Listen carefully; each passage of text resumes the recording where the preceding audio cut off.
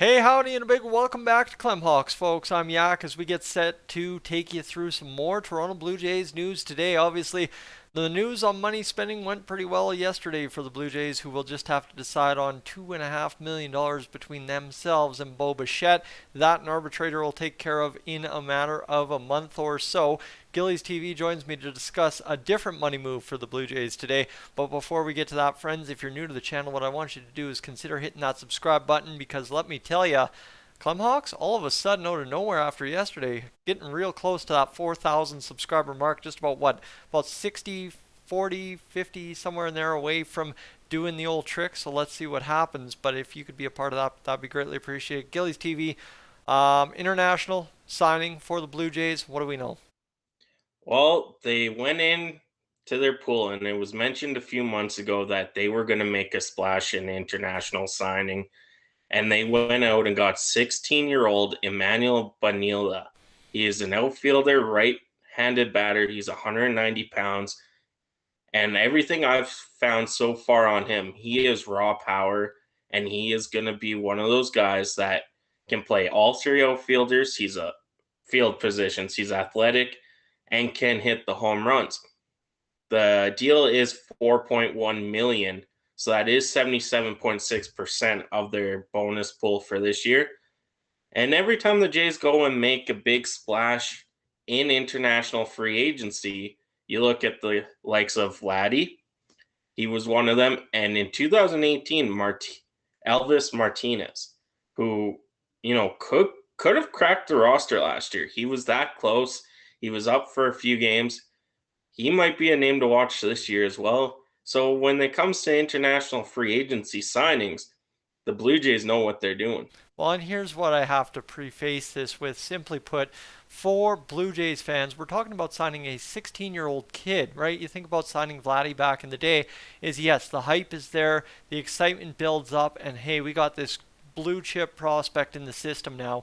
But you're talking about a 16-year-old kid who's still 2 years away from playing high A, single A ball, and then is still probably another 2 years away from even sniffing around making the roster at any point during the MLB season. So you're talking a guy who is going to be a 4 year investment thereabout to get to the major leagues, just as Vladdy was. I think it was what, 2015, 2016 when we signed Vladdy way back when. I remember doing a Toronto Blue Jays franchise mode in MLB something with Vladdy back then. So it'll be interesting to see kind of how that all shakes out now for the Blue Jays as they gear the new prospect in Bonilla up towards the major leagues. I guess you said he's raw power. Do we have any idea what that raw power could translate out to in the MLB or?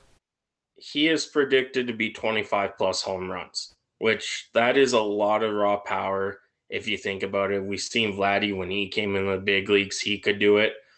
And we're talking about an outfielder who is athletic. He has an arm. And that's kind of making me think maybe, it's a bit down the road, but is that why they kind of veered away from Teoscar and Lourdes, brought in Dalton Vaso, who is a lot younger? Could that be our potential outfielder in 4 years? Well, that's just one of those moves. Okay, so this is what we like in our corner outfielders, right? Lourdes Gurriel Jr., Teoscar Hernandez, and somehow, some way, the Blue Jays finding the seventh-ranked prospect in this international free agency pool and able to sign him, a guy who fits the profile of what has been the Oilers. I did that mistake again. Sorry.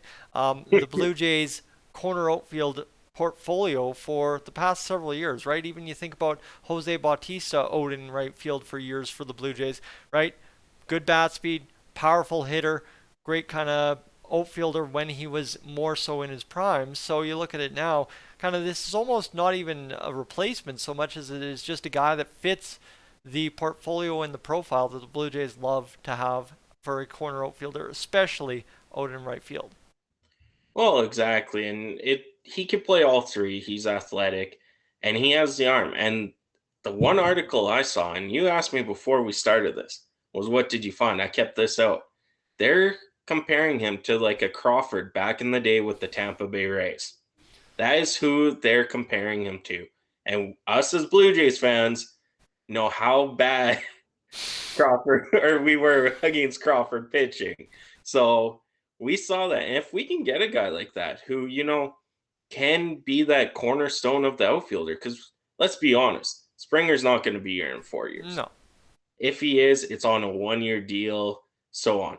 The newly acquired trade that we did for Lourdes Gurriel and Moreno, he's going to be here in 4 years. This is where the Blue Jays are in a win now mode, but also planning for 4 years down the road. Well, and this is something that the MLB pipelines, the MLB farm systems, you always have to continually keep building, even if it is just to have trade chips for the 4 years right now, right? Obviously, I don't think, according to what I understand of the MLB farm system, you can trade a guy like Bonilla as of yet, but once he turns that magical 18 number and he can play within your actual system, yes, you know what, for the Blue Jays, suddenly he becomes a high valued trade chip as kind of an off the board guy that can generate some return in a trade. But secondary to that as well, now suddenly does somebody else in the farm system become kind of available because of this 2 years down the road? Does somebody now have less of a leash to develop now from here to 2 years down the road? What are the actual impacts? And I don't even think it goes right up to the major league roster as of yet. It's just one of those kind of complications. You'll hear Bonilla's name here and there probably about once every 3 or 4 months, right? There'll be a video that surfaces online for the next 2 years kind of about this young kid coming up in wherever he's playing at the time. And then all of a sudden, once he gets into the Blue Jays system, it's going to be a matter of, is he going to have the same kind of hype Vladdy did? I think Vladdy was name recognition mainly, and obviously what he was doing, it was helped by that early on, but then now delivered at the MLB level. But when you look at that, right, is can he be a guy that comes in and changes kind of the perception of high paid young signee that has to now translate it into major league success, like you said, 4 years down the road? Well, that's a good point.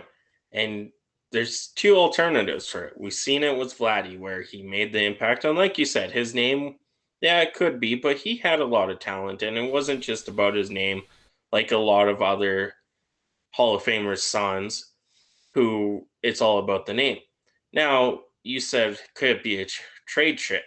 You look back a few years ago, we traded Austin Martin. This kid had praise. He was going to be our next second baseman, shortstop, whatever. We turned him into Jose Barrios for 8 years. And so it could be one of those if the Jays don't like how he turns out in the next 2 years. And signing him at 16 helps them say, hey, look, we like this about your game, this. Just can you work on this? This is our plan for you. Can you play more center field for us? And go from there. So, friends, we kind of ran the gamut here. There's not much left to talk about. I think we covered absolutely everything we have to do with, of course, Emmanuel Bonilla here tonight. So, friends, just a quick update on the Blue Jays spending some more money, which is a nice welcome sign for us Blue Jays fans, because we love when our Blue Jays team spends the big money that we know they have. He's Gillies TV. I'm Tyson Yak, whatever you want to call me. I am up on Oda here, so is Gillies TV. Have yourself a great evening, my friends. We'll catch you in the next one.